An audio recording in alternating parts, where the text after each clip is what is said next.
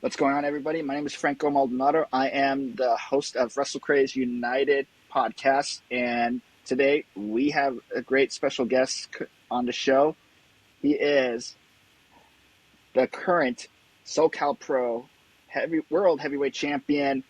Held it for 300 days, right? Yes, over 300 days now. That's correct. Okay, good. All right. The man, Mathias. What's going on, dude? Oh, not much. Just another day in the life. And thanks for having me on. I always love doing these and talking and telling my story to as many people as possible. So thank you for having me. Hey, no worries. I really appreciate you reaching back to me about it, and I'm really glad to have you on. Yeah, I'm looking forward to it, man. You've had some pretty good guests in the past, and I like to be the next one you got going on. Oh, 100%, definitely. So, the way I'm going to start us off is I'm going to start off how I discovered you. Okay, great. I love stories. Okay, so you came on my radar, like my last two guests, through my Instagram feed. So I was scrolling through like Oasis Pro, Hmm. and I saw someone that was not familiar to me, and I saw you.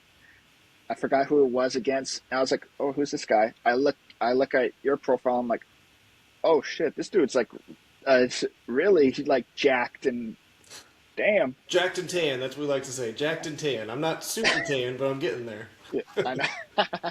Yeah, and then I got a chance to like see your matches on YouTube because I saw you had a YouTube channel, and one of the matches that caught my eye happened to be your. It's not the first. It wasn't the first match. The second match where you had the I don't know no disqualification match with Anthony Idol. Oh yeah, yep. Second time I faced him. Well, for the title, yeah. That was a good one. Yeah, when I saw that match, I was like, "Oh wow, this dude's really good." Thank you. And and then I got a chance to see more of your stuff. Like I liked your match you had with Redondo his during his debut match, and Mhm. the matches you did with Illumide, and even with with Che. Yeah, yeah, Che. I even just wrestled him again this last Friday. Yeah. Oh, no, for SoCal Pro. This one was for a Lucha Libre show, but yeah, it was still in San Diego. Yeah, Okay, unapologetic pro. We just did that on Friday, so we had our rematch. yeah, gotcha. And then I actually got to see you in person when I was Well, it was funny. I This is a funny story. When I went to the Heist in the Room 4 show for GCW, and I Mhm. actually did that. I went to that show while I was doing my Disneyland trip with my family. So I told them if I'm going to Disneyland, I want to see GCW, and they were cool with it.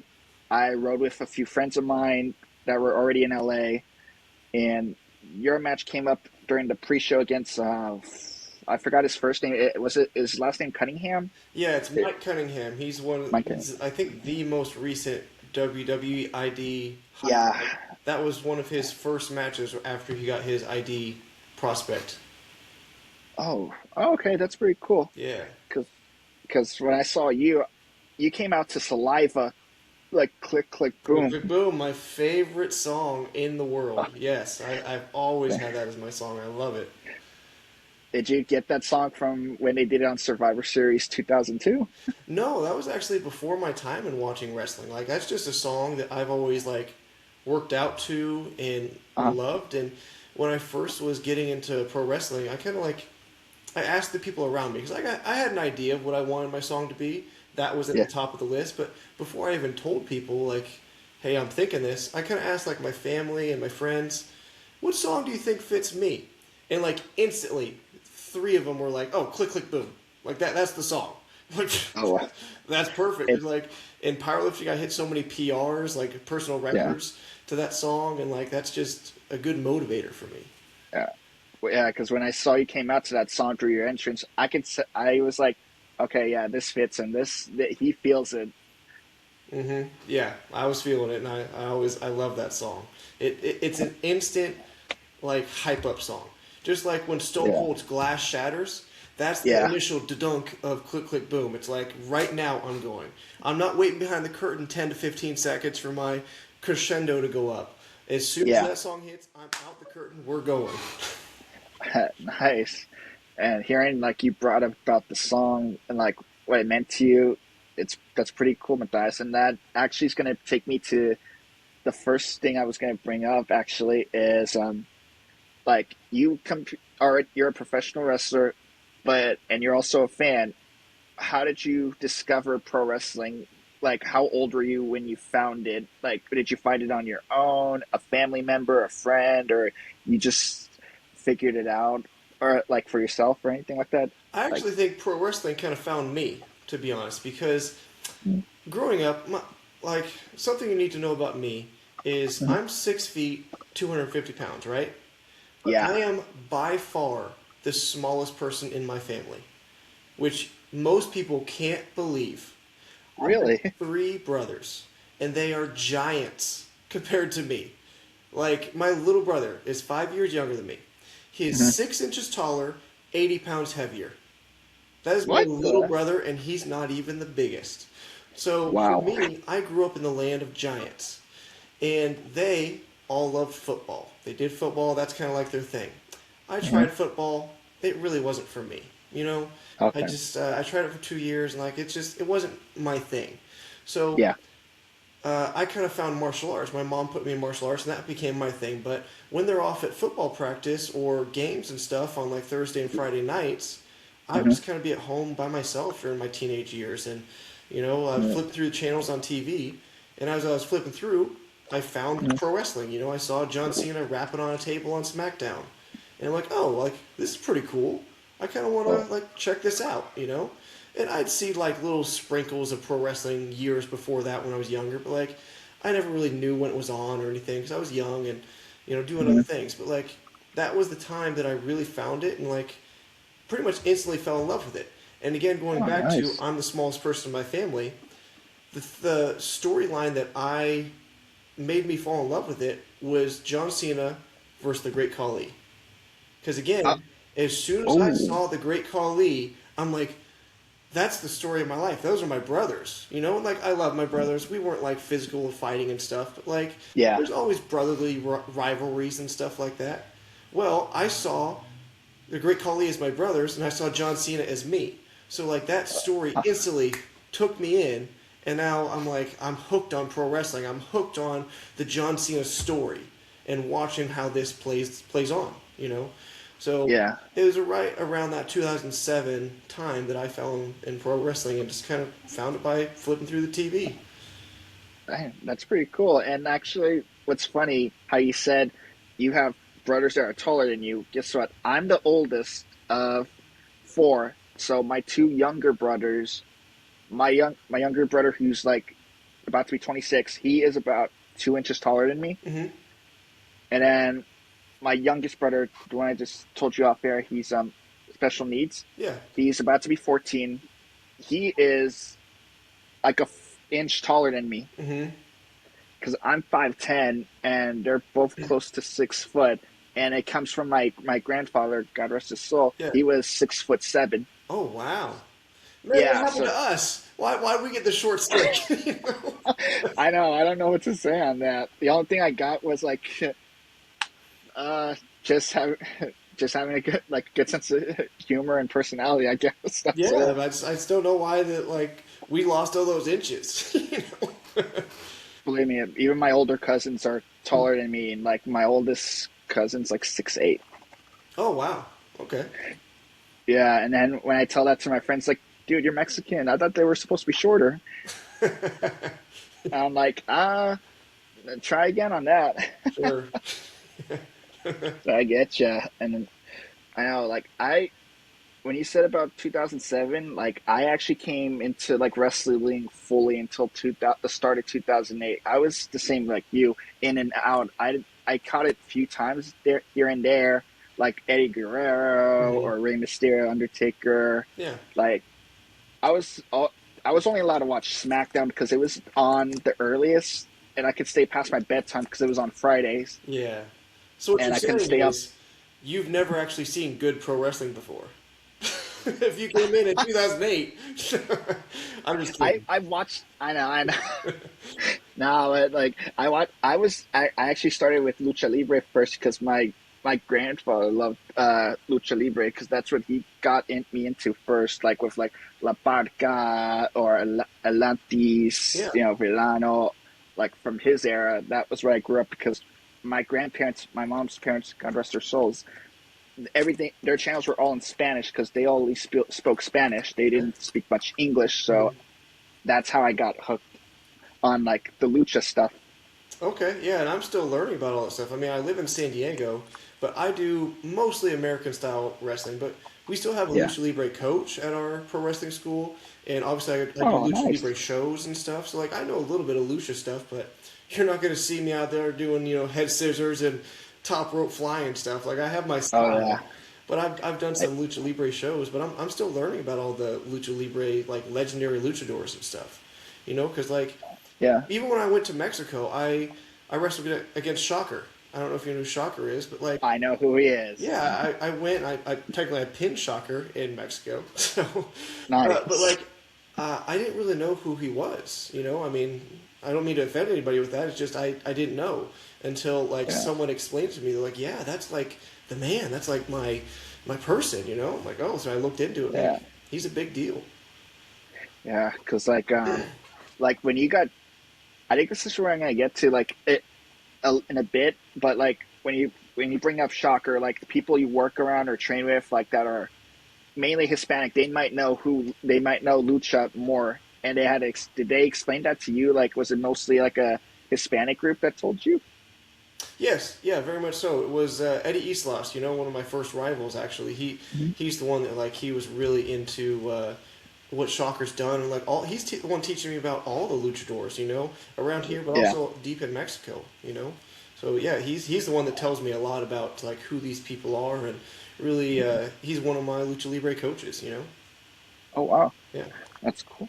So like, I would say when you bring up your training, you were you training at SoCal Pro or were you training at a other wrestling school out in the SoCal area? So SoCal Pro is where I train currently and where I've always trained. It's where I started everything. When I moved Oh, down here to San Diego about 3.5 years ago, I mhm. uh, I went and found the first pro wrestling school that I could that had a open training, and it just happened to Yeah. be SoCal Pro. They're Mhm. yeah. I mean, there's a place I started, a place I've always been. We've had a couple of different varying coaches, which is one of the things I like. 'Cause Mhm. it's not just like one coach every time. We have a little bit of variance. So like I learn my lucha libre stuff from either Eddie Islas or our head coach SoCal Crazy. And then I'll Mhm. learn like American style from our Mighty Tortuga and Anthony Mhm. Idol and all the people that have come through there. So like I'm learning all different styles and be able to work with everybody. Okay, that's cool. And then you said you moved to San Diego 3 years ago. Where were you originally staying beforehand? So I grew up in Northern California, and a lot of times when I say Northern California, everyone's thinking like, oh, like the Bay Area. No, I mean I've been to the Bay Area obviously, but I didn't grow up there. I actually grew Oh, up kind of between Lake Tahoe and Sacramento. It was like in the oh, foothills is what we call it, the foothills, and yeah. the whole area is called Gold Country because it's where gold was originally discovered before the Hmm. 1849 gold rush. Is like we Yeah. have a little like plaque of like, hey, this is where the first piece of gold was discovered for the gold rush to start. So it's in the I. foothills, but the city is called Grass Valley, which is where I was Oh, born. But it's kind of connected to a couple of places like Grass Valley, Nevada City, Auburn. It's kind of like this gold country area. uh, oh, okay. So that's like mainly mountain region, pretty Yes. much, right? Yes, I'm certainly from the mountains. It snowed every year and Oh, whatnot. okay. Yeah. I think I've driven by there before because I've gone through Reno a bunch of times through Sacramento from the mountains Yeah, all the no, time. yeah, the Highway 80 passes right through there. Yeah. I believe so, yeah. Okay, interesting. Like, what made you want to come out to San Diego? Like, what was the change? Was there like a job opportunity, or you just wanted to change the scenery? Oh, Like, what was even it? better. It was my fiance. At the Oh, time, oh, congratulations. thanks. At the time, it was my girlfriend. And we grew up Yeah. together in the same town. We were both born in Grass Valley. We met Mhm. each other through martial arts and grew up kind of as Okay. friends and whatnot. And then, as she was going to college, picking all these different places, and Hmm. she chose she wanted to go to San Diego State Uni. I'm sorry, SDSU, San Diego State University. UCSD, UC San Oh, Diego. oh, Sorry, UC. Yeah, San UC. I Diego. don't want to Oh, lowball her. It's UCSD. Yeah, she went to okay, yeah, University of San Diego, and when she was coming down here, I'm like, well, I'm coming with you because I had been trying to look for pro wrestling for years. Ever since I oh, turned 18, like I was always just trying to like find a school, but there was nothing nearby. And my family wasn't like super poor, but we certainly weren't rich. We weren't well off. We always had to work to like yeah, be able to, because like four brothers, I mean, three of them are giants, so like you had to feed us a lot of food. So we never yeah, had like a ton of money, but we were okay. But I just didn't have enough money to like move out on my own and like do. I was always working, but I didn't have enough money to like go move yeah, and find a place or go to a city. So I was always trying to build enough money up so I can go somewhere. And even right. as I got closer and closer, it's kind of around the time she was graduating from high school and getting ready for moving on to college and stuff. So I'm Hmm. like, well, if you're moving down there, I'm moving too because I see there's all these pro wrestling schools down here in Southern California, and I just want to do it. So I came with her, Oh, and first opportunity I could, I went to pro wrestling school. oh, okay. And I mean, I get it. You did it for love, and I understand that. So that's pretty good. And then what you said about like your brothers again, like I could tell probably your mom's like, God damn, I wish I had a daughter at least. Yes, at least one of them. Yeah, I'm sure she felt that way, but I don't know. She says she likes boys too. Believe me, when I'll sidetrack this. So when we found out my mom was pregnant, I was 15. Hmm. I was like, oh God, that's a big gap. And Oh then yeah. my sister was hoping finally she gets a sister. When we found out what the gender was, it was a boy. She got so angry and she threw a temper tantrum and cries like, "What is wrong with our family? Why do we always have to get so many boys? Why is it always boys? I have 19 boy cousins and only 4 girl cousins. Why?" Sorry, it's just the way this is the way the cards fell. you know. Yeah, I know. So I get what you mean. Yeah. Anyway, but you like in San Diego? Yeah, I like it a lot. Like there's always a good aspect of that nice hometown feel because from the city I grew up in, it's not a big city. It's kind of like a Yeah, tourist destination. It's kind of old mining town, of course. yeah, Um, so it's kind of like nice and nice homey feeling to that. But now that I moved to the city, it's kind of nice too because I'm so close to everything. Whereas like yeah, if I want to go to Target or Walmart or something, it's like 5 minutes away. Whereas when I yeah. lived in Grass Valley, the closest Target's like 40 to 60 minutes away. Or Walmart, same sort of thing. It's like Oh, you have to go you're a preaching to the ways to get to choir. everything. Like it's half an hour to the grocery store and stuff. And I'm not even like way out, super out in the boondocks or anything out there. I was just Yeah, out of regular suburbs, and things yeah, are just so yeah. kind of spread out up in the hills that like here it's kind of nice that everything's so fast paced and quick. Yeah, like where I live here in Patterson. I'm in the valley, and I have a Walmart 5 minutes, and we're a 24,000 populated area. Mm, And if I want to go to like Target or anywhere, I would have to go to like Modesto or Turlock, which is like 25, 35 minutes away. yeah. So I get you, and we don't really have anything touristy out here. The only thing we can get any attention was Modesto because George Lucas, the creator of Star Wars, he was born and raised in Modesto, and people flock at his childhood home. And I don't know why people do that. It's kind of weird, but Yeah. it, Mm, I don't understand that. I don't either.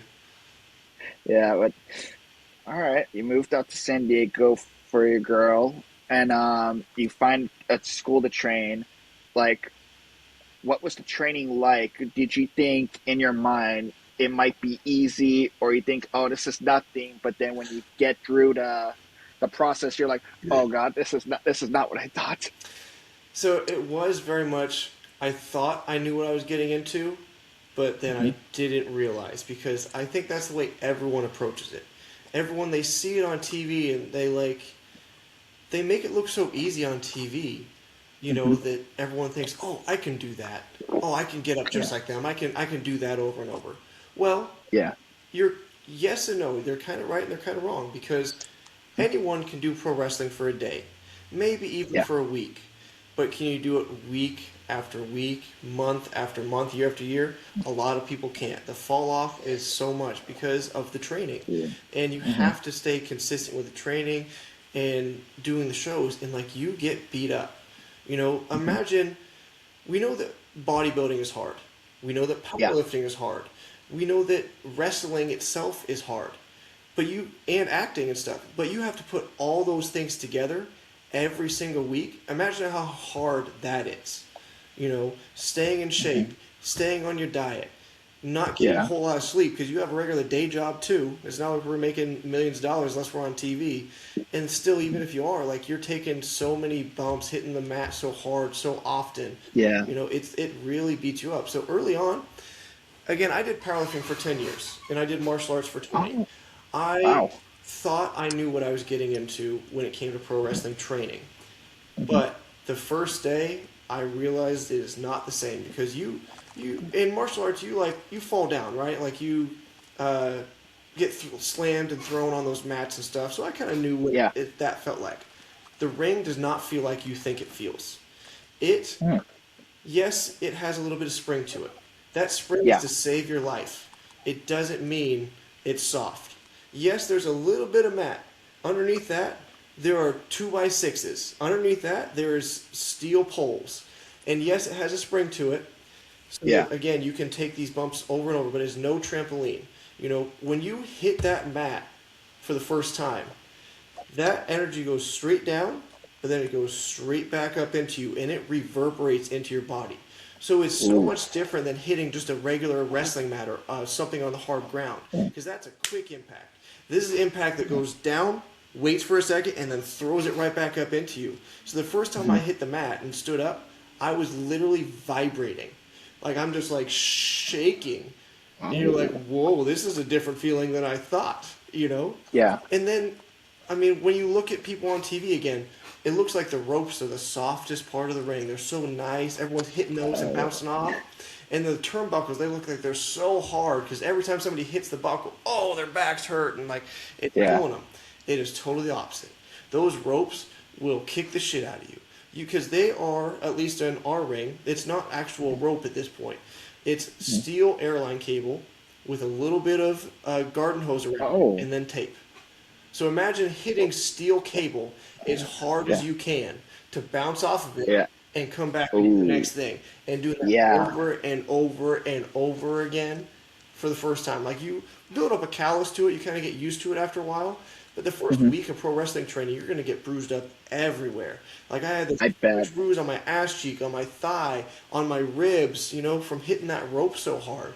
Like I was just training people yesterday that had their first week this week, and like they'll Hmm. come up and they'll barely touch the ropes. I'm like, no, can't do that. You got to lay it in. You got to run through it Yeah. like you're trying to break them. You know, Ooh. every part of that ring is not nice to you, but you can't be nice back.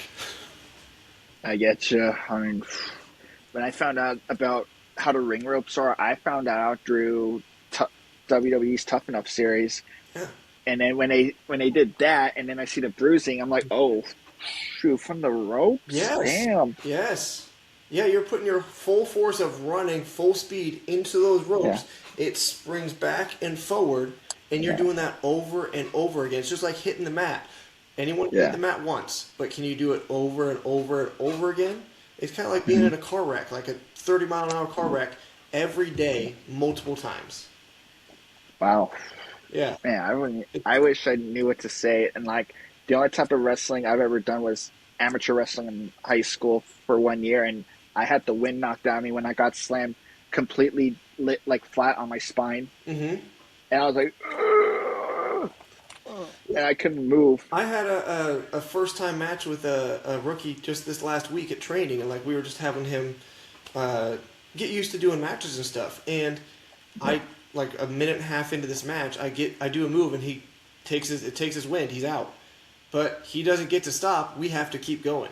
As pro wrestlers, we don't get to stop. We get to work around what Yes. just happened, but we're not Hmm. stopping unless you're actually injured. There is no stopping. So like, Right. imagine that happens to you, and you have to keep going. Exactly. I mean, I can see why everyone says wrestlers are like the best professionals when it comes to like not only just the entertainment but also the sport as well. So that makes perfect sense how you brought it up. So Yeah, that's awesome. yeah. And It's then always going forward. like with the training and doing all this, like I just want to ask, just curiosity before I ask this next question.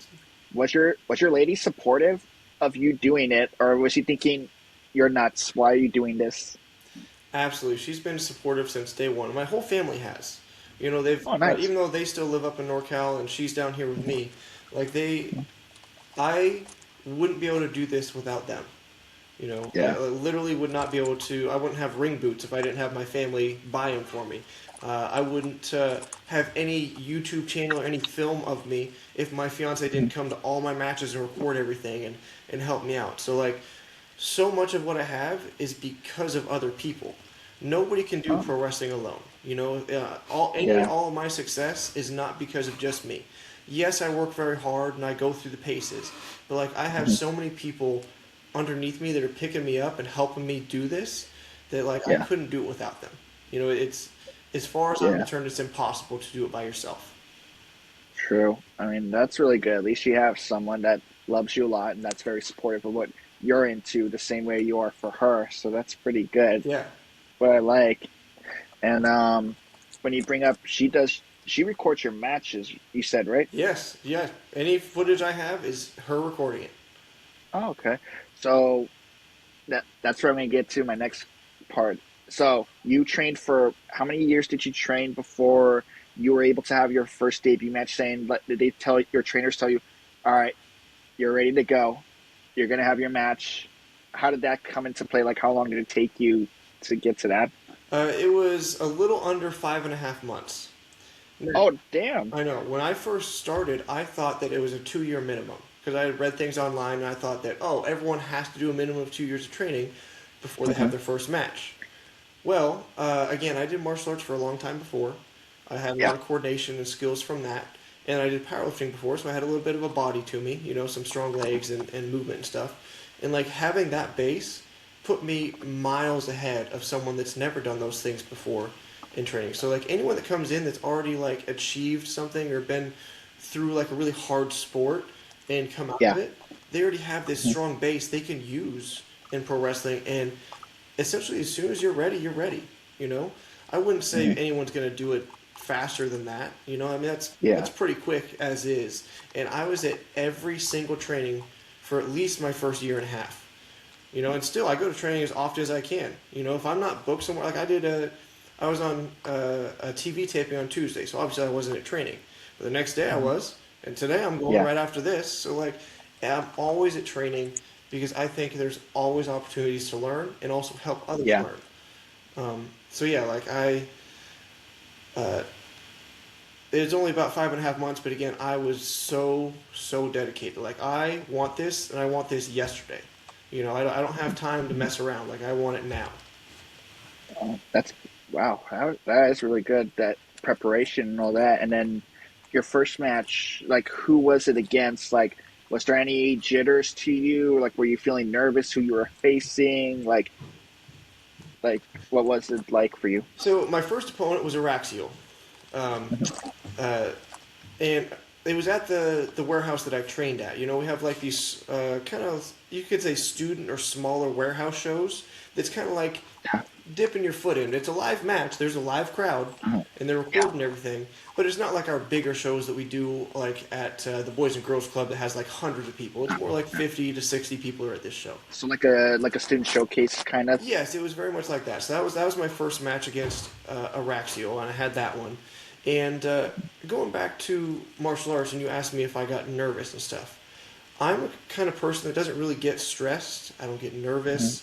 I don't get jitters and stuff because in martial arts, you don't have time to be nervous. You only have time to react. You only have time to Yeah. like already be prepared and then do what you know. So Okay. when most people would get nervous, I get focused. I just dial in, I Oh. focus in on what I need to do. So to me, that's Oh. just my mental state. You know, I never get worried about stuff. It's just I go and I focus on what I need to do and I go do it.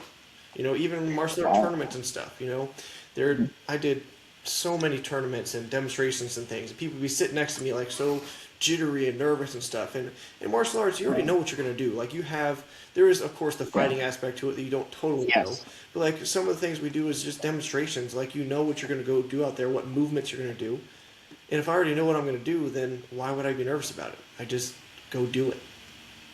Yeah. Wow, that's actually a good way of saying it. Like, there's not a lot of people that will even admit to something like that, and that's pretty interesting how you said it. So that's pretty cool. And Yeah, I'm also very fortunate in that. I don't take that for granted. I know that a lot of people do get nervous and stuff, and like my opponent will get nervous and stuff, and I try to help them out with it. But like, I was very fortunate in that aspect that I learned that from a very young age that I don't get nervous. I just get focused. straight up, I get you. All right. And then, so after your matches, like, were you just wrestling exclusively for SoCal Pro, or were you able to sit? Like, I don't know how this works. Maybe just talk me through it. Like, once you start as a rookie, are you only allowed to exclusively wrestle for the promotion you trained at, or are they allowed? Are you allowed now that you're trained and you're had your match? You're able to take bookings outside of where you trained at. Well, there's a yes and a no to that. So, Mhm. your first couple of matches should be for your home promotion, the place that trained you, or at Yeah. least where they put you at, because again, they're putting their stamp on you. If anybody that comes out of SoCal Pro, we have trained, and they're going to go tell this other promoter that we trained them, we need to make sure that they're ready and they're safe and they can uphold the standards that we uphold. Hmm. So they have to be able to get through the training, and then we give them their first match. If that first match is good, yeah, go out, please. You're an independent wrestler. Please go wrestle anywhere and everywhere. Make yourself a big name so you can come tell everyone you trained from us. But Yeah. if you do your first couple matches and like you still need a little bit of work, let's wait. It's not that we're trying to hold anybody back. We're trying to prepare you and make you the best you can be so that when you do go out in the world, you're ready. Because you only have one chance at having a first impression. And if you Hmm. go out there and your first match at another promotion is terrible, and I mean, yeah, we're gonna make mistakes and stuff, but like if it's Yeah. really bad and like you're untrained and stuff, that looks bad on us. It looks bad on you. Hmm. It's not good for anybody. So yes, I only trained or only wrestled at my SoCal Pro for the first, I think, 3 or 4 matches, but those were all Hmm. pretty quick. Those were in like a couple of weeks. I had a match like every weekend, maybe even two in one of them or something.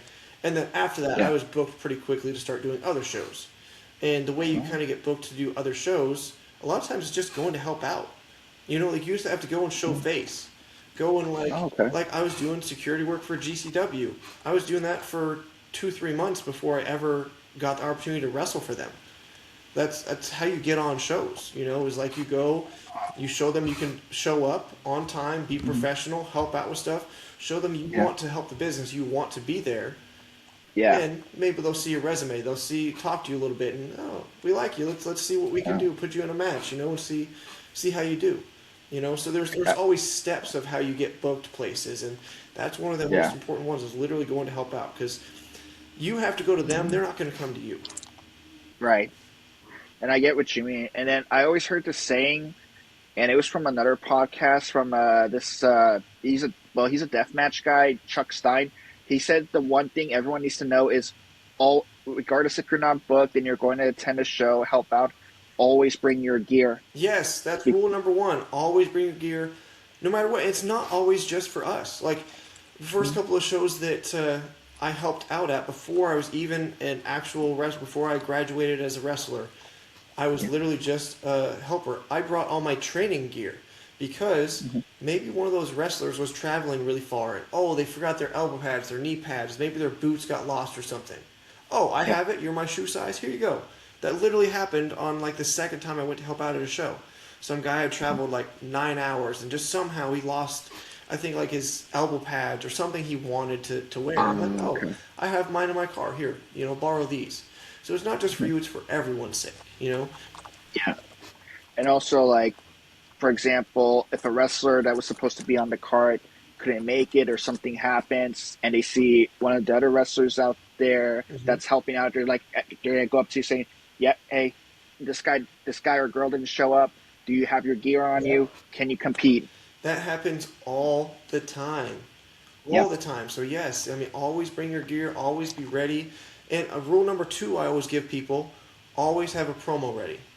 Have something. Mm. It doesn't need to be long and illustrious. I mean, not every promo needs to be the greatest promo in the world. It just needs to be Yeah, something you can say about yourself. You know, something you can help with the promotion, put the something over. Just have something, a little quick thing you can say, and then there you go. You know, you're prepared for anything they need at that point. okay. And then that is a pretty good point, and I think that's something a lot of training schools should always bring up before you get into the ring, actually wrestling in matches.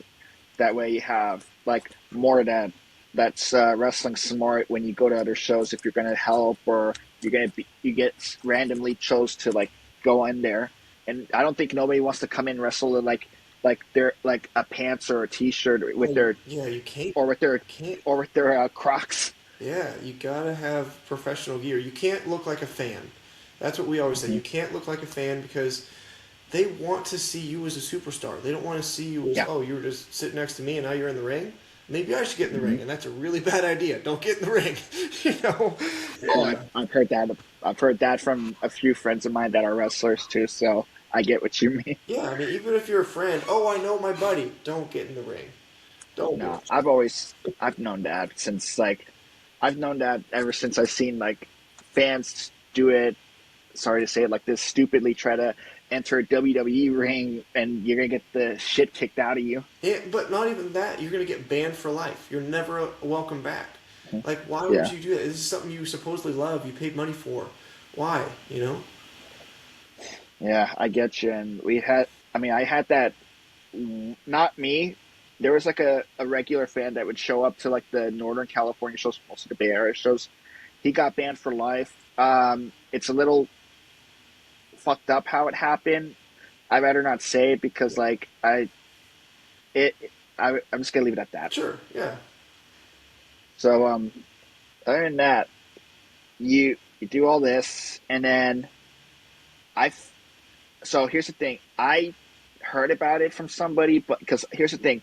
For me, when I interview wrestlers, tend to not do any research completely. I want to hear it from the person I'm doing it with. I don't want to look at anyone's Wikipedia, cage match, et cetera, et Oh, cetera. Wikipedia? No, I'm just, I know, I'm just saying like, no, I'm saying like anyone, if Yeah. they do have a Wikipedia, I know everyone pretty much has a cage match, and I always hear Yeah. it's always inaccurate, so I try not to look at that. Hmm. Sure. So like, so you actually wrestled outside of the U.S. before, have you?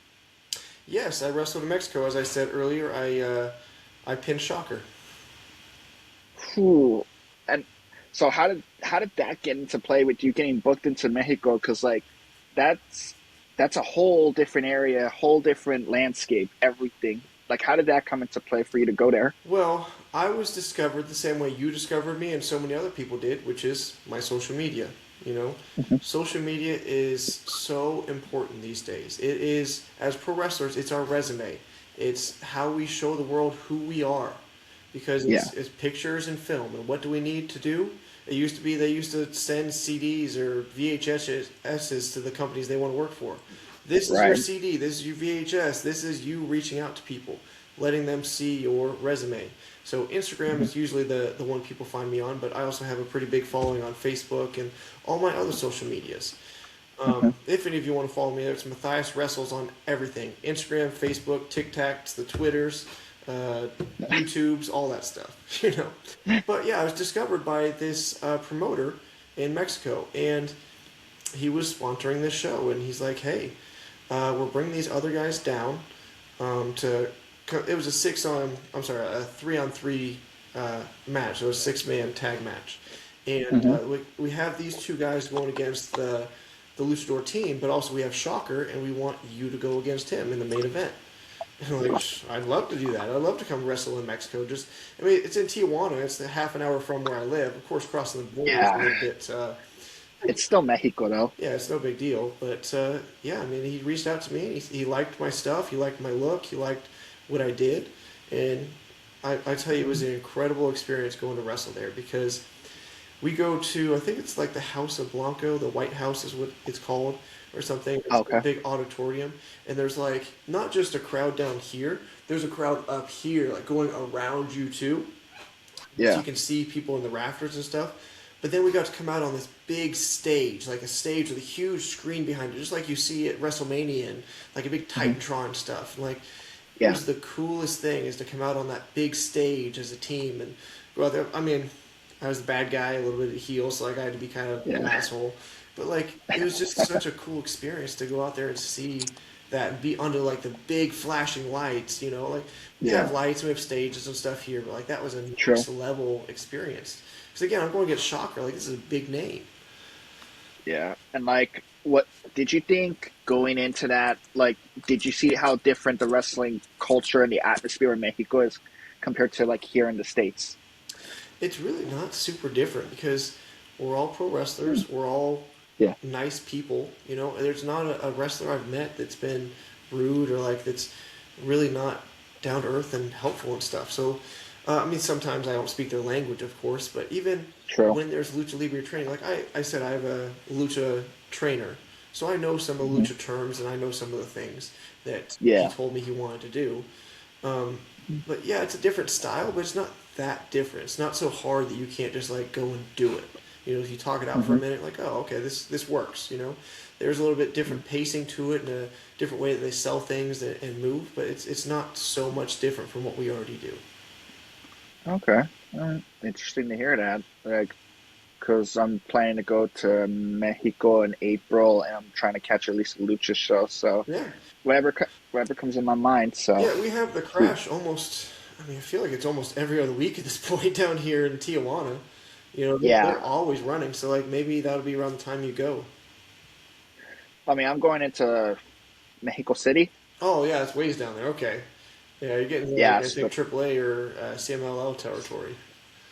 it would. Yeah, it would be CMLL. But if they're running shows, cool. I mean, I'll even catch one if they put it out in the street or in the flea market for anyone that doesn't understand Spanish that well. Sure. Yeah, so like I get what you mean. And do you have any plans on wanting to wrestle more outside the US, like other than Mexico, like UK, Australia, Japan, anywhere in the world just to get your in? I do have plans to wrestle both in Canada and Japan this year, so Oh wow. relatively soon those will occur. But Hmm. my goals aren't really like wrestle all over the place. My, Yeah. my goal is wrestle for a certain place, and that is pretty much any place that has a TV contract. TNA, AEW, WWE is the dream, you know? Like any of these really bigger places, I'd like to wrestle for one place, and with them, I want to wrestle all over, you know? I don't Yeah. want to wrestle all over as an independent talent. I want to wrestle all over because I want to reach as many people as I can. And as Uh-huh. an indie talent, we're very limited because it's all based on us. Like I don't have a huge financial Yeah. backing. I have just me. I have a regular day job and stuff, as well as pro Hmm. wrestling. But True. if you have like a big network like that behind you, I can reach Yeah. and tell my story to so many more people. So my goal Yeah. again is to reach those big three companies and get my story out there and try to help and motivate as many people as I can, rather than just travel everywhere. Because I'm not in pro wrestling for me. Like yes, I love it, but I'm in it because pro wrestling is what motivated me to do so many great things in my life. Win so many Yeah. martial art tournaments, do so much stuff with powerlifting, and make myself healthy and things. Like pro wrestling has always been my motivator, and now I want Hmm. to be the motivator for so many people, and pro wrestling is how I do it. So I'm in it for the Yeah. other people. I'm not in it just for me. Oh, that's actually a perfect way how you said it, Matthias. I could see you have a lot of that motivation. That's awesome, and I can understand it because every wrestler that's like independent want to travel the world or say I went to wrestle Japan, I wrestled in Mexico, I wrestled anywhere, etc., etc. That like you have those goals that you want to achieve, and that was what I was going to ask. So you answered them completely Yeah, a right lot of there. people they want to say, "Oh, I wrestled in Japan. I wrestled in Canada." I want to say I wrestled for WWE. That's what I want to say. I wrestled for AEW. I wrestled for TNA. I wrestled for these big brands that we all fell in love with as kids. I want to say I Hmm. wrestled for them more than I want to say I wrestled over here. I get you. And then what you brought up to me earlier off air, you've done. extra work with TNA, AEW, and have you done WWE Yes, before? I've done extra work quite a few times for WWE. Actually, I did more for them than I have the other places. Oh, really? So how did that come into play? Like, I don't know how that works. Like, do they just contact whatever's local? Like, WWE's going to have a show in LA or San Diego. They're going to call what local indie person is or local wrestler that's around the area to come in and all that. Not anymore. That probably is the way it used to work, but now you have Uh-huh. to go to them. They're not coming to you. They have so many Oh, people already reaching out to them that like they will come to you. So the way that I first got recognized, and my first extra work was actually at WrestleMania this last year. That's the first time I ever did extra work. oh, I wow. was invited to be extra at WrestleMania, and I did a Gabe Sapolsky seminar and also a tryout match in the same weekend Hmm. up in LA. And that was back in March. Yeah, it was back in March because it was right before the WrestleMania time.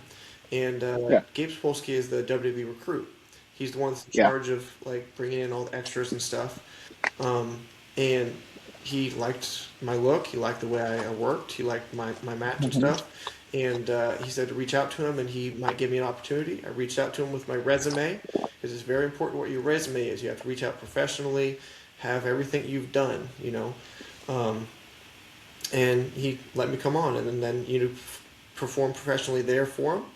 As far as AEW, a lot of times they're just going to reach out to you. To be honest, it's like they're going to find you maybe on Oh, social media. I've heard that so many times that on social media they're found for AEW and called and contacted in. But also there is a way to reach out to them. I can't obviously give that email out. That's one of the things. Like, nah, no yeah, worries. certain things I can't. You don't have to say Yeah, a that. lot You're of times good. they'll reach out to you for AEW, and then TNA. You also have application you can apply for that one. If you can apply for most of these places, if you just kind of look around for it, and just at least Oh, get your name on the radar, maybe they'll keep eyes on you, and if they like what you're yeah, doing, they'll call you in. yeah. Because like when I bring up about extra work, I had Alex Ace, I had Illuminate on. They done extra work, and even Illuminate got to wrestle a couple of matches in AEW and Yeah, Ring of Honor. So the way he actually told me was he actually emailed AEW to see if he can get to come on, like whatever kind of role he can get, and they reached back to him or sent him like, this is where we're going. We're going to be in this place. Bring your gear. We'll talk to you about what you're going to do. And sure enough, he had a match with on AEW Dark with Starboy Charlie with best friends Chuck Taylor and Trent Beretta. So, yeah, and he's had other matches, and then I could see it's way different than what it was back then from what I remembered.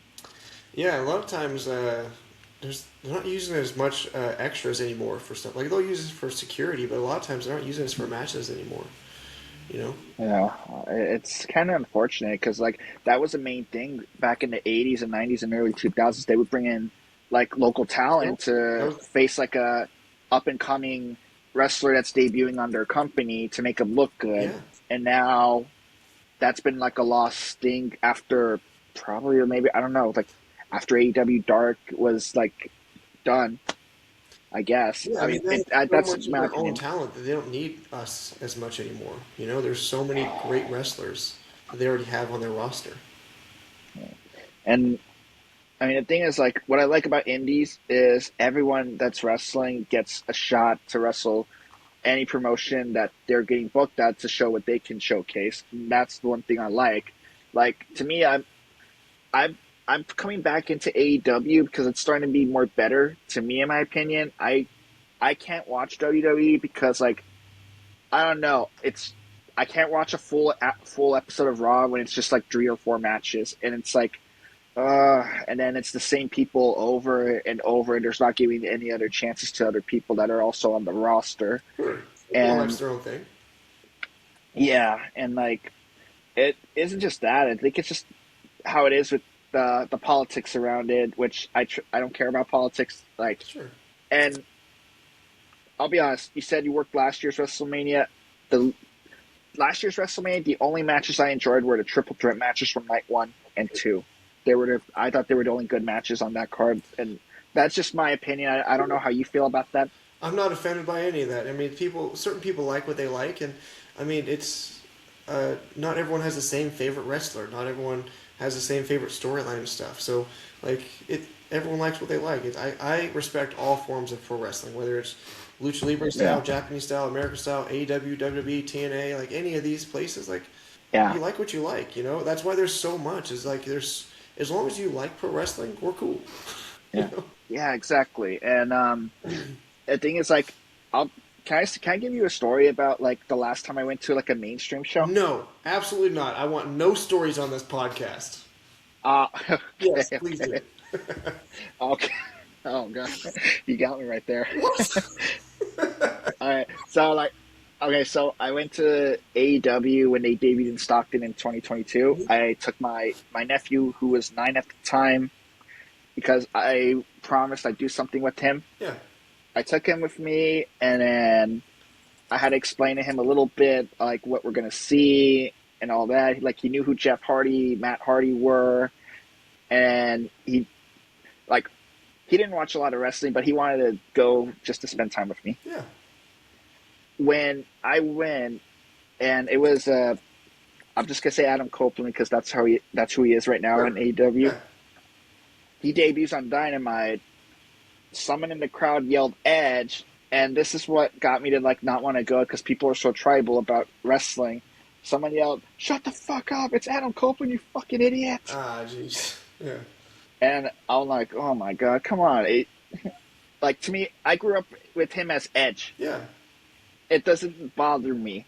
But then there's people that are in the wrestling community, like the fan base can be a bit toxic, like they're so tribal to like, oh, AEW is better or WWE is better. No, TNA, New Japan, like I can like every form, like you said. I like a lot of form of wrestling. You can even deathmatch wrestling. I can like whatever I want. If you guys don't like it, just change it to another promotion. There's thousands of other promotions all over this world. Yeah, I mean, it's just like watching your favorite sports stuff. Some people like baseball, some people like football. Like, I mean, we can all get along, or even like different teams, you know? It's okay to Yeah, like the sport as a whole, but only like certain teams and stuff too. I mean, we have the people we cheer for, and there's the people we yeah, boo. That's kind of the point of pro wrestling, you know? exactly, exactly. That's true. Well, but guys, I know we talked a lot about wrestling, but how about we switch a little bit off topic of wrestling, just to get, have just a little chit chat about it, all that. Yeah, You know what I mean? sounds good to me. So, like, outside of wrestling, what do you do outside of wrestling? Like, if you're okay with me, if I ask that, like, what do you do outside of wrestling? Sure, I mean, I don't really have a lot of extra time, especially like these days. Um, I try to sleep when I can, you know, try to eat some food. Hmm. But a lot of times, what I like to do is really just hang out with my fiance because there's so much time I don't get to spend with her because I'm out Hmm. doing, you know, pro wrestling stuff. Like I was gone the last 4.5 days with either traveling with GCW or doing the TV taping I was doing. So like, there's not a Yeah. lot of time that I'm at home, even as an independent wrestler. You know, as I get closer and closer to getting one of these contracts, you know, there's so much more that I'm doing. I'm just not home a lot. So I I like to be here and hang out with her or go to the gym with her or something, you know? Yeah. Like anytime we can match our time up, that's what I enjoy doing. Because I don't get a lot of time with her. So I try to spend as much time as I can just hang out with her, you know? Sometimes I like going for hikes, maybe going out to dinner or something. Or a lot of times I'm Yeah. just at home watching TV shows and movies and stuff. So I mean, I enjoy that. I do enjoy Hmm. working out. I mean, I go pretty Yeah. hard, but again, I did powerlifting for like 10 years, and Yeah. I always wanted to be big and strong like the pro wrestlers that I like. So I like lifting weights and stuff like that, you know. And I do have a day job at a gym. You know, I'm essentially a personal Oh. trainer. I do Oh, okay. my own online business as well, where I sell programs and stuff. But Oh, nice. for the most part, I'm just trying to rest up and recover between pro wrestling stuff. Do you ever hang out with other wrestlers outside of just like the wrestling business, like just as like going out like as friends or anything like that, or not at all? I really just don't have time for it, you know? Like I'm not against it. I don't have the time, you know? I don't have the time to go eat out afterwards or do stuff because again, I'm trying to like get to sleep so that I can start the next day. I mean, the last I was thinking about it earlier today, the last 6 days I haven't had more than 4 hours of sleep per night. Like Oh, that's the most I had in the last 6 days or so. So I mean, I'm I really just don't have the sorry. time. No, it's fine. It's the pro wrestling life. I'm not complaining about it. It just is what it is. Right. And it's just the way we work. I get you. All right. I mean, I understand. Like, I mean, the one thing, like you said, like your fiance, I'll say this: she's definitely a keeper for you. That she's willing to put up with a lot of that stuff Yeah. because there's like a lot of women that would not put up with that. I know there's so many guys that are indie wrestlers. They're not even nearly as busy as me, and they're having a hard time either getting or keeping maintaining relationships because the Hmm. other person you're with, they really do have to be alone a lot of the time and like be self sufficient. You know, I mean, Yeah. maybe they can travel with you sometimes, but not always. And even if they do, it's like the travel is so hard. Like driving, sometimes up to 8, 9 hours to go do a show, and sometimes you have to drive right back the next day. Or I'm sorry, the same Yeah. day. Like I'll go to Phoenix, and every time I go to Phoenix, it's about a 6 hour drive there and then back. I'll usually drive there in the morning, and then right after the show, drive back and not get home till about 6 a.m. or so. I mean, Oh, wow. yeah, That's and that's literally what time I start work. exactly. And So, a lot of times I'll have to go to work that day. So like, I mean, you don't mhm. really want to drag them through all that travel and stuff too. But like, do you ever try to get some time to like mentally and physically try to relax, calm down, so it doesn't like take the stress out of you too much? You know what I mean? Sure, I mean, I do enjoy pro wrestling, so it's not like super stressful to me, and I'm also not one of those people that get really stressed about things. But Yeah. a lot of times when I'm at the gym, that's kind of like my peace time, because like Mhm. I'll go and do a really heavy set of something, and then I can sit there for a minute or two, and that's like my me time. That's my time where I'm just kind of like doing my own thing, in my own head, Mhm. thinking about whatever I need to think about, and go into that. I mean, Yeah. to me, it's sleeping and lifting weights. Those are that's my personal time. you know. All right, I understand. All right, well, I mean, I get you. And like, usually, like, I'm a busy person. Like, I work in school, and my hours can vary. If we're short on people, and I would have to work overtime, I would be exhausted. And there's times I would even have to work overtime during a weekend, which I don't mind because I'm getting extra money out of it. So like, there's nothing wrong with that. But anytime I ever have like time to myself or try to have a little escape, I'll if I see like a wrestling show in my like in Northern California, I'll go to one as long as I'm okay with money and all that. Yeah. But other than that, like if I go out for anything else, like next I'll say this like next Saturday, me and my younger brother we're gonna go to an MLS game for San Jose Earthquakes versus Atlanta United Hmm. in San Jose because like my brother and I wanted to try to do something other than just wrestling, and we decided let's go to a soccer game. Sure. I hope it goes well for you. Yeah, I appreciate it. And like you said, like are you close with your brothers by any chance? Yeah, absolutely. Yeah, I talk to them all the time. Oh, nice, because like me and my younger brother are very close, and what's kind of I don't know how to say it in a sense of insane or sad. Like I'm more close with my younger brother than I am with my younger sister. It's just like Sure. my younger brother and I, we have so much in common compared to her. And then when we try to do things with her, she's not that interested. Like the only time we tried to all three of us together was we went to a Suicide Boys concert, Hmm. and that didn't go well because like she was kind of complaining Hmm. and judging how we act at a concert, and like we're in a concert, we're here to have fun. Yeah. Well, you're gonna have favorites and not so favorites, and I like let mine known. Who's my favorite brother, who's my least favorite. That's okay. Sometimes No, it like changes around. What y'all do for me recently? yeah, There's little like family rivalries. I get you, and like I'm never gonna say I hate them. Like they can get on my nerves, and I know I get on their nerves. Like, but we all love each other no matter what. Hmm. Yeah, Yeah, we all stand together. exactly. All right. But Matthias, the next thing we're gonna do. I know we're coming up to an hour right now. I know you probably are, like you said, you're a busy person. Yeah. So, would you want to get to our two fun segments? Yeah, let's do it. What you got? We got a game show. Am I winning a prize? What we got? Oh man, I guess I'll figure that out. All right. So the first one we're gonna do is called the 4x4, which a friend of mine said, "Oh, you're gonna give out 4x4s from In and Yeah, Out?" that's And what I'm it like, sounds like. "No, no." So I don't know. It's sorry. It still gets me Okay. sometimes how he says it. Yeah. So this one is 4x4. It's four categories of Mount Rushmore of wrestling. So the first one is Mount Rushmore of male wrestlers, female wrestlers, matches, and then a random one I'm gonna pick out. You cool with this?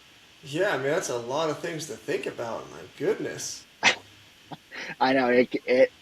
When I said that, my other guests were like, "Oh God." Yeah, I mean, let's try it. Let's see what happens. So the first one, All Mount right. Rushmore of male wrestlers. Yeah. Yeah. Start with that one. So, uh, whether people like it or not, the first person I always put on the Mount Rushmore is Vince McMahon, because to me, I don't think any of us Oh. would know what pro wrestling is very much so without Vince McMahon. Uh, Yes, he okay. his wrestling was not he's not a super wrestler, but like without Mhm. him, without the rivalries, the stories he created, the superstars he created, ain't Uh-huh. none of this here. Okay. With that, I put Hulk Hogan because he's probably one of the first big ones that really he helped create and like promote and stuff, Yeah. right? Okay. Uh, Oh, hold on, Matthias. Can I stop you real sure. quick? So I forgot to mention this. So like, this is gonna be your personal picks, right? Like, not who you think goes in there. They're your picks, not what like Meltzer thinks, Cornette, Triple H, Ringside News, or anywhere, et cetera, et cetera. Like, these are your what matters to you. Absolutely.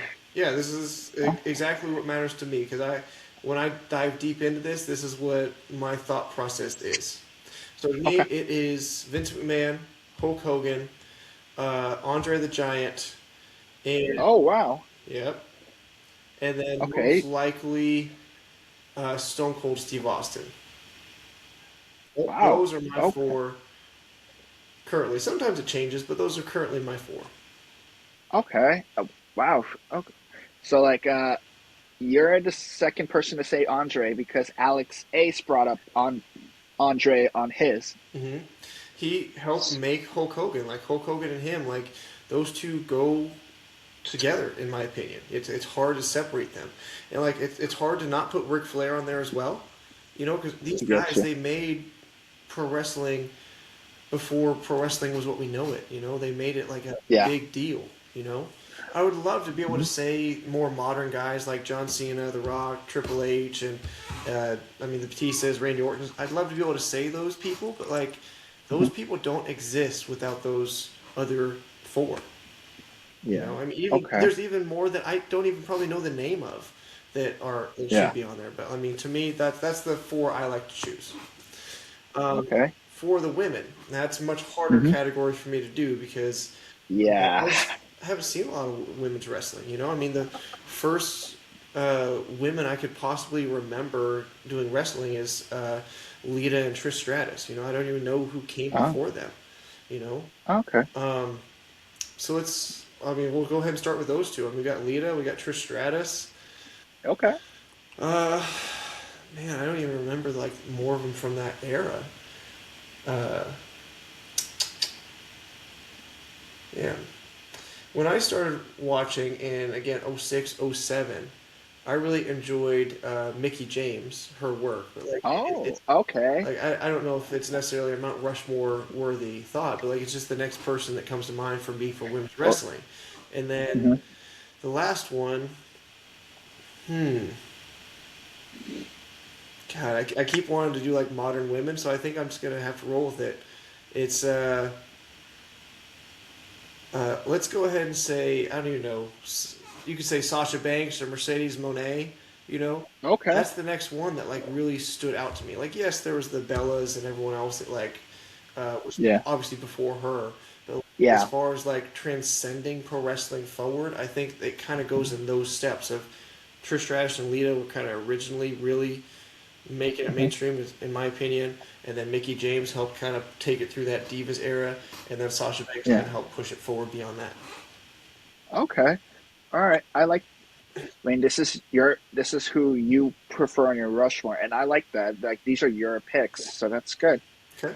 All right, so this is the next one is probably a challenging one because it's the Mount Rushmore of matches that the matches you really like that are like to you your core four matches you love.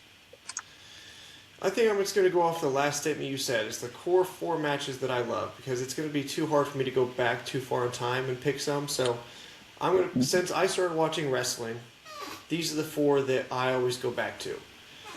Mm-hmm. The first one is John Cena versus the Great Khali at Judgment Day. That was the first Oh, time is when he oh, did the submission hold to him, but Khali had the foot under the ropes, and like technically he won, but yeah, like they had to do the rematch, right? yeah. And that story is the story that made me love professional wrestling. So I have to put that match on there.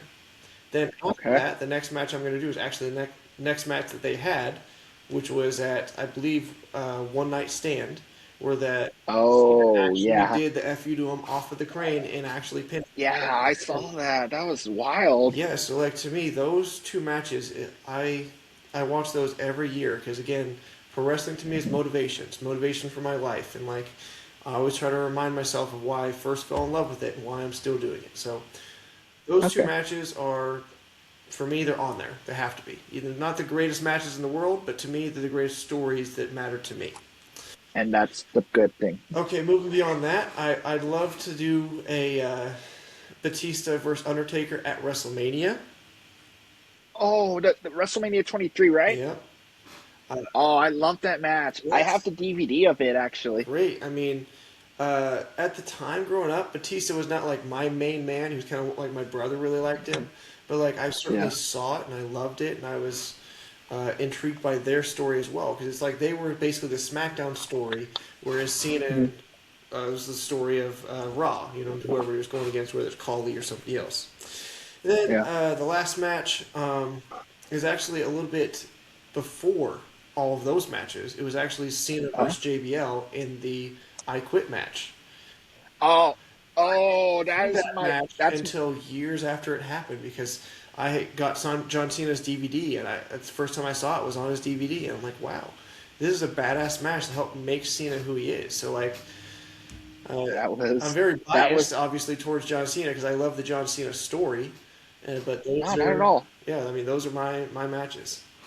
Wow. And you got me hyped up because John Cena and JBL's I Quit match at Judgment Day is in my Mount Rushmore of matches, and I love that match so much because it was so brutal. Yeah, physicality. That's what a lot of people love about pro wrestling. You know, I like the big, strong power guys that have the impact. When I wrestle, Yeah. I put impact what I do. There's a certain level of intensity that I wrestle at, and I do not go below that. I'm not trying to hurt Hmm. anybody. I never try to stiff anybody or go really hard, but like I Yeah. put impact to what I do, and it's the way I do it. You know, that's the way I fell in love with wrestling. That's the way I present it. Wow. That is really good. It's an interesting Mount Rushmore. Honestly, that's actually really good because, like, what's interesting, Illuminate's Mount Rushmore was more like modern style. What mattered to him, and what shocked me, who he put in his Rushmore, he put Shelton Benjamin on it, Oh yeah, and I mean that's for him, sure. I mean, I certainly have favorite wrestlers. I could do a Mount Rushmore of my favorite wrestlers to ever do it, but it's like yeah, that they didn't yeah. necessarily make pro wrestling what it is, and I think that's what Mount Rushmore is. It's like who Hmm. were essentially the founding fathers is the way I look at it. Well, I mean, that's true. I mean, every wrestler has their own style of Mount Rushmore, what matters to them, or what their personal picks are. So I get you. Sure, So here's the random one, and it always gets people like, "Oh God, what is it gonna be?" I don't get nervous. What we got? All right, your random one is Mount Rushmore uh, WrestleManias. What is your core four favorite WrestleManias? One, two, three, four, of course. No. Uh, well, let's see. It's probably going to be out of orders because of the way I'm processing it, but No, the not at first one all. I'm going to put on is actually WrestleMania 31 because that's the only WrestleMania Mm. that I paid for to attend. So, That's the one in Santa Clara, right? Yes, that was 4.5 Ooh, hours from where I lived, and like it's in yeah. California. I'm going, so I put all the money I ever saved up into a ticket, and I went there, and I went to WrestleMania 31. Oh, nice. So I'm gonna put that on there. It's probably not the first one, but it's there. Let's see, WrestleMania 17.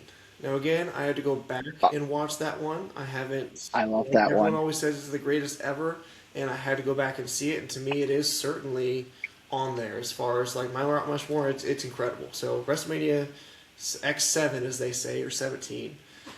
Yeah. Uh, Damn. WrestleMania 25, I really enjoyed, and it's not just because of Undertaker and Shawn Michaels, like the whole ladder. I'm sorry, Money in the Briefcase thing, like all of it. I love, Money in the Bank. yeah, every aspect of that one. Like that to me was really around the era I really loved, fell in love with pro wrestling again. Um,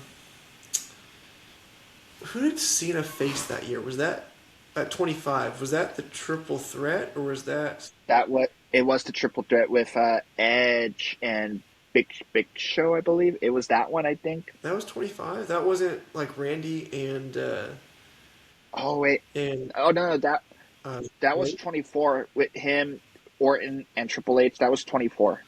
Okay. And then 23, would that have been Cena versus Shawn Michaels, or was that Yes. okay? It's hard to pick between those two because like I was really into those two stories and matches. I think I'm going to go with the 23. So WrestleMania 23 with Cena and Shawn Michaels. Oh, I was into that as well as the whole Mania aspect of that one. okay. Yeah, I think that's the one I'm rolling with. I think that would have That is even been was that Batista and Undertaker as well? yes. Yeah, I think because of that on top of it, we're gonna go with 23. That's a good list, and I like my WrestleMania Mount Rushmore probably hits a little different than yours. If I'm cool to bring that up, Yeah, we're talking. it mine. All right, mine's not a particular order. I just go at what those four matter to me that I like. Yeah. So like WrestleMania 10 is on there Okay. because I love that brother versus brother Owen Hart, God rest his soul, Bret Hart match. That was a phenomenal match. I loved it, and it was like great technical wrestling in there. And then Shawn Michaels and Razor Ramon's ladder match for the undisputed Intercontinental title. That was a great match. That was like a big moment because there hasn't been ladder matches at that time Yeah. with WWE. Like I thought those were great matches. That's why I loved WrestleMania 10. And if I had to go with another one, it's going to be WrestleMania 24. That because I love that. I love the Shawn Michaels Ric Flair match. Is when he had the career threatening match, and it had so much like story. It got me a little emotional Yeah. because you could see when Sean was getting ready to do the sweet chin music, telling Rick, "I'm sorry." Yeah. Yeah. That was a good one. That was the yeah. I did like the Money in the Bank match too. That was on there, so Hmm. that was another plus. Um, Also, and when you said WrestleMania 17, that's also mine because like I loved a lot of the matches on that card. Rock and Stone Cold, Shane versus Vince, the Triple Threat TLC, Yeah. Raven, Kane, and Big Show in that hardcore Yeah. match. Like there were, and I'll say this: it wasn't the best match, but it was intriguing. The gimmick battle royal, it was interesting. Yeah. Absolutely. Yeah. Yeah, I mean, those are great ones. A lot of WrestleManias I haven't seen. yeah, Like I think yeah. the first 15. I don't know if I've seen any of those. So I couldn't pick them apart. I I couldn't name some either, honestly. And then my last one, honestly, is WrestleMania 26 because I love everyone loves the Undertaker Shawn Michaels first Sure. match, but the second match they had, that one I loved the most because it had meaning. It was streak versus career, Yeah. and they put on a tremendous match. It got me on my feet because it had meaning to it. Hmm. Yeah. So that's why Great those are my points. four WrestleMania Mount Rushmores right there. Okay. Yeah, that. That's what matters to me. The same way how it is with yours. Yeah, yeah, exactly what we should be choosing from. All right, what's your next Exactly. game? Where's my money? Uh, all right. So this one is actually a funny one because act. So this one is called 21 Questions. It's quick fire answers. Like, cause I say quick fire because my first guest actually gave me super long winded answers that actually went way over an hour. Okay, And I'm like, oh, I just needed the answer to my question. That was it. I didn't need the you story. got it. Quick fire. All right. Yeah, One word answers, yes or no. yeah. If you need to say a reason, you can if you like. Sure. And all my questions are appropriate, nothing Yeah, stupid or sexual or fucked up, anything like yeah, that. I always keep it like appropriate. yeah. Let's do it. All right, here we go. Question number one: what was your first car? Uh, 94. I'm so bad with like car names. 94 Jeep Cherokee. Oh, okay. All right. Number two: what was your first job? I mean, manual labor, you could say. I mean, I got paid for it, so I mean, Oh, yeah, a lot of family manual labor. yeah. Okay, I'll take that answer. All right. Number three: what is your favorite movie of all time? Rocky 2. I mean, pretty much 1 and 2, but Rocky 2. Oh, ooh, okay. I mean, I like the first one and the fourth one. That those are my all Yeah, time. I love the Rocky movies. Nice. All right, number four. What was your favorite cartoon as a kid? It was probably SpongeBob. Oh, Yeah. okay. All right, I get you. All right, all right. Number five. What what was what's a trait you find in a person repulsing? Oh, ego. Or like cockiness and stuff. I hate Oh, cocky. Like, I'm a heel. I fucking hate it. yeah. You know? I get you. I have. I'm not mentioning names, but I have some in my job, so I know what you're feeling. Yeah, that's why it's so hard for me to be a heel sometimes. Like, oh man, I hate it. I get I get you. All right. All right, number six. Did you own any animals or pets? Yeah, two frogs. Oh, okay, that's an interesting one. Huh. All right, number seven. What was your favorite thing to do back in your hometown? Get coffee with my now fiance. Oh, That'll okay, work okay. out. You know, I worked out a lot, so it worked out. I get you. All right, number eight. What is a bucket list country you want to hit that's not wrestling related? Oh, it's like a place I want to visit. Yeah. I think Japan. Yeah. Mm, okay. All right, I like that. All right, number nine. What was your favorite video game of all time?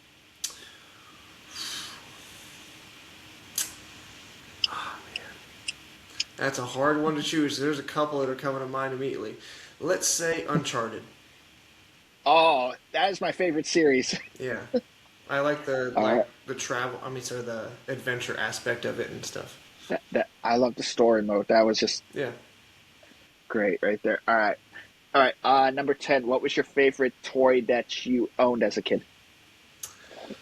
Uh, like I said, I did martial arts, so it was probably like my weapons, to be honest, like my nunchucks and swords and Oh, stuff. Yeah. oh boy. It's hard to go against those. Well, we could say a Game Boy because like I was a nerd. Okay, I'm glad you said Game Boy. I work in a school. When I brought up Game Boy one time in front of kids, they're like, "What is that?" I'm like, "Oh my god, I forgot you guys were not born in that era." Oh my god. All right. Number 12. What is your favorite restaurant that you and your fiance love to go to? It's this sushi place. I think it's Hanami Sushi down here in San Diego. We do have one up in NorCal that we really like up in Auburn, and Oh, okay. God, I always forget the name of it, but I know where it's at. So like sushi is kind of like our go-to. Okay. I like that. All right. number 13. Who is a wrestler you like to hang out with before or after shows? Oh, the Mighty Tortuga. He's Hmm. pretty much at the top of my list. He's been my trainer. He's been there since day one, but also he's been my rival. So yeah, him, Eddie Islas, and these days the Epic. We've been doing a lot of extra work together. So yeah, Doug Mello. Oh, okay. All right, nice. All right, number. Damn it! Why is my head go blanket when it's like that? I'm at 14 or 15. Just keep asking him. Okay, okay. I'll just say 14. All Okay. right, number 14. All right, number 14. What's the furthest state you ever gone to? State or country? Because I've been pretty far. State. Uh, let's see. There's an eighth grade trip that took us to New York and D.C. But then there's also I've been to Hawaii. Um, Oh, yeah, going to Florida pretty okay. soon. Oh, nice. Okay, I like that. And I did that for my eighth grade trip as Yeah. well. All right, all right, number 15. Uh, what? Uh, oh my God, what was it? All right, and I remember number 15. What to you? What has been your favorite match you've done in SoCal Pro? That would be me versus Judiz. It's when it was title versus career, and it was his last Oh, match. Yeah, okay. the standard And bearer for everyone down here in SoCal, not just SoCal Pro, but like all of SoCal. Everyone knew who Judiz was. Everyone loved yeah. Judiz. He was the man. He's the one that everyone looked up to, and Oh, he unfortunately had to move away and do things for his family. But I'm I, the one he yeah. chose to essentially pass the torch to in that retirement match. Okay. Is it on your YouTube channel? Yes, it is. Yes, it is. It's Okay. in my top five matches. I believe it's the most recent one. Yeah, Uh-huh. if you, I have a playlist called Top Five Matches, and that's on there. Okay. Because I've seen you Diz like years ago for All Pro Wrestling when it was still a thing in NorCal, so I'll definitely check out your match for that one. Please do. Definitely. Yeah. All right.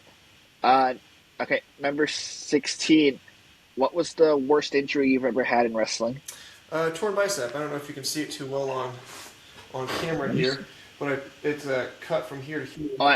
Can you move it up a little? Because like it was Let's see. I'll like just this. stand my torn bicep Oh, here. okay. So Yeah, I see it. I tore it just over 2 years ago, and let's see, that was November 2nd, 2023. I had surgery on November 21st, 2023, and 9 weeks later, I was back in the ring. Wow. It was So supposed that to was be out for just 6 months. okay. Well, I mean, it doesn't hurt or anything like after that. Nope, 110% now. Like it took me a little while Oh, to get back to things, obviously, but it yeah. healed up well. Okay. Gotcha. All right. Uh, Number 17. What is your favorite cheat meal? You're like, for example, I know I can't eat this, but I need to eat it. Uh, Unfortunately, I don't have a good answer for that because I enjoy what I eat already. It's like I don't Uh-huh. have like a super strict diet. I kind of enjoy most of what I eat is meat and fruit, and I Uh-huh. like meat and I like fruit. So like I don't really have a lot of cheat meals, but I mean if I had to go with something, let's say ice cream. Um, Okay. when I was a kid, it probably would have been something like a cake or a pie, but I found when I was like in my early 20s that bread doesn't sit well with me, so I just haven't had bread for 10, 20, 10, 15 years. Oh shit. Yeah. Okay. Interesting. All right. All right. Number 8. Number 18. What is the one thing you dislike about San Diego since you've been there? Well, looking outside right now, I mean, it's storming like a hurricane, you know. Oh, uh, One thing I dislike, I'm gonna have to say traffic, because like nobody likes traffic, and really for the oh, first believe. little while I was here, there wasn't a whole lot of traffic because like just our time of me doing stuff didn't match up, but and it was sunny the first year. Like there was maybe one day it Yeah. rained the whole first year I was here, but now it's raining, so Yeah. traffic. Okay. Believe me, I hate it when I do that in the Bay Area. Trust me. All right. Number nine. Number 19. What's the one biggest thing you love about your fiance? Oh, that she puts up with me. No, the thing that originally made me fall in love with her was just that she's a really good person. Like like some people are good persons sometimes. She's a good person all the time.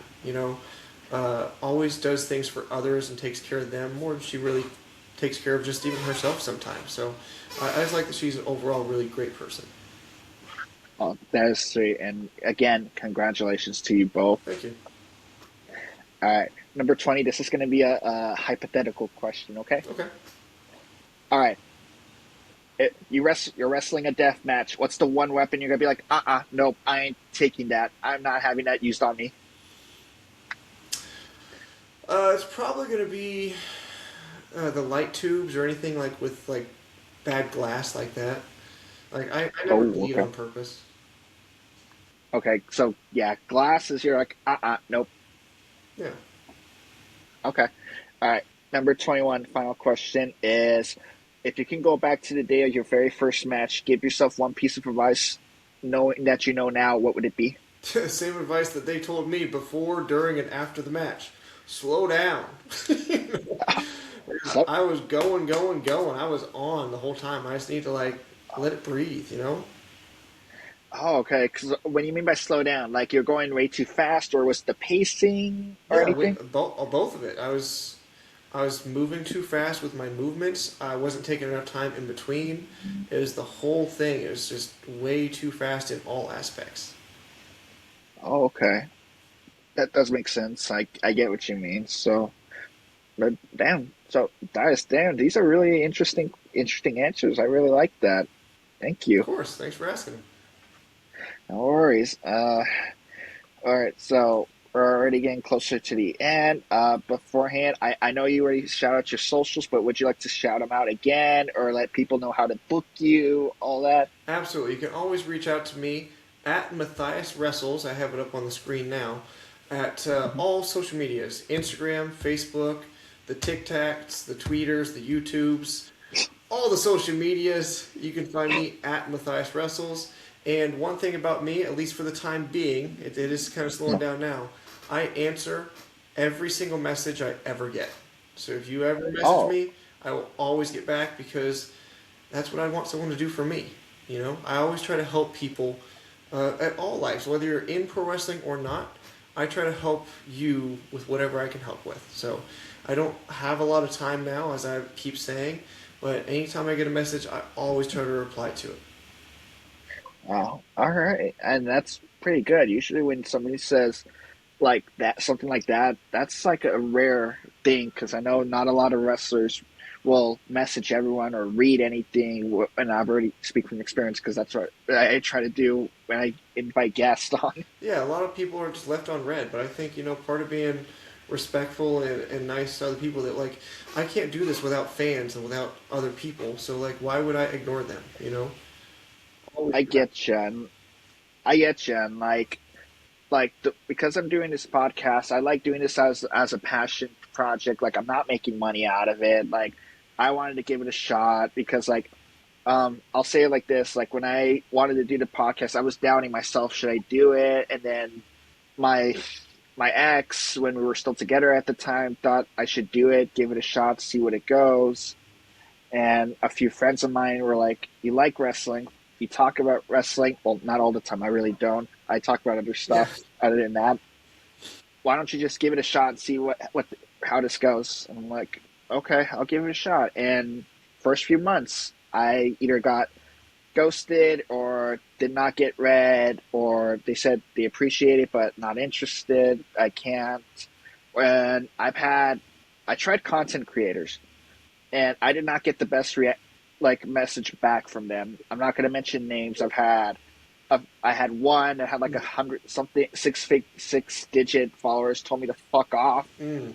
and then I had another one said you're not worth my time, and the other one's like you don't have a big following. Why would I care about doing your stuff? And it shows like you're not being like a true wrestling fan. You would want to work with other people in the community or interact with people, and you're just doing that what for clout, or you're faking it, and that's what kind of person you're showing yourself off Right. camera. Nah. That's what I don't enjoy. I I have a business. I have a degree in exercise science, and like I said, I wrote programs and I sell those both on Amazon and on my website and stuff. And I know how hard it is to start a business and try to get those first couple of follows and likes and Yeah, like really start to grow and take it off. And you can't do it without other people. Just you have to take a chance and stuff. So I always try to yeah, help people that are doing stuff like that. I try to help people grow. I can't always do it. I can't do every podcast reach yeah, out to me and everything, but I always try to at least give some input and help out whenever I can because again, I know how hard absolutely, it is to get started. exactly. Like so far, like after because I started my first episode back in the end of January. From that, I didn't think I was going to get 16 people to say yes. And I was like, oh my God, I didn't think I was going to get that much. I thought I would get like maybe like less than 8 or 10 or something. Yeah. Well, you never know unless you try. Yeah. And I'm really proud of that. And hell, like I had a guy that originally from the US. He's now in Ukraine, Dustin Lee. I got I got Alex Ace. I had Illumide, and then I have you, Matthias, and then other people that are gonna come on later on the show, which I will announce on my Instagrams each week. So Great. We'll have to yeah, stay tuned in for you. thank you. I really appreciate that. So I don't know if you got anything going on right after this. Like if you can hang tight for a few more minutes after I stop recording by any chance. Yeah, I got a few minutes for you. I appreciate that. So, all right, everyone, that is it for the show. I want to thank my guest today, Matthias. He, such a great guy. Anyone listening, book this guy. Get him to like any show you can. If it's in California, out of state, out country, or hell, give him a shot somewhere in like MLW, TNA, whatever, et Me cetera, et too. cetera. Yeah. Because like he's a great guy. He's a good wrestler. I'm putting that out for you because like you're to me like Dash, you're a great dude, and I really had a great time with you. Thank you. I appreciate it. And I had a good time with this podcast too. It was a fun one. Thank you so much. All right, so to everyone, if you're listening, you can follow me on Instagram on Wrestle Craze United _podcast, and my YouTube channel is Wrestle Craze United Podcast. Also, hit a like and subscribe.